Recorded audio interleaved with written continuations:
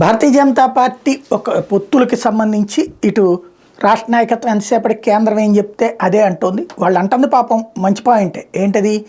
మేమైతే ఒంటరి పోరాటానికి సిద్ధంగా 175 పోటీ చేయడానికి ప్రిపేర్ అయ్యాం, 25 చోట్ల పోటీ చేయడానికి ప్రిపేర్ అయ్యాం, అభ్యర్థులను కూడా ప్రిపేర్ చేసుకుంటున్నాం అని తేల్చి చెప్తున్నది. కాకపోతే పొత్తులు ఏమన్నా ఉంటే అధిష్టానం చెప్తుంది, మాకైతే పొత్తులతో సంబంధం లేదు, మా పని మేము చేసుకెళ్తున్నాం. కానీ మీడియా ఎలా ఫోకస్ చేస్తుంది? పొత్తు ఓకే అయిపోయింది, బీజేపీ అధిష్టానం అనౌన్స్ చేయడం మాత్రం మిగిలింది అన్నట్టు ఆ విధంగా తొక్కిపడేస్తుంది.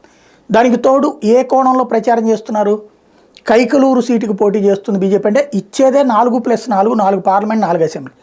అందులో 4 ఒకటి విజయవాడ, ఇదే విశాఖపట్నం అని చెప్తున్నారు. విశాఖపట్నం ఈస్ట్కి ఇదే నార్త్కి వచ్చేటప్పటికి విష్ణుకుమార్ రాజు లాంటి వాళ్ళు ఉంటారు. ఆయన పార్టీకి పనిచేసింది తక్కువ, తన కోసం పనిచేసుకుంది ఎక్కువ.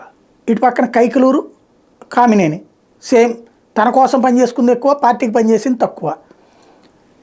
ఇట్లాంటి ఇంకోటి అటు ఆదినారాయణ రెడ్డి పేరు వినబడుతుంది.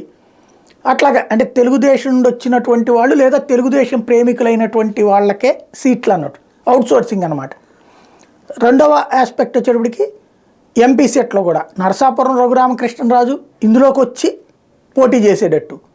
అట్లాగే ఇతర ఇటు విజయవాడ తీసుకుంటే సుజనా చౌదరి, అట్లాగే రాజమండ్రి కానీ విశాఖపట్నం నుంచి కానీ పురంధేశ్వరి.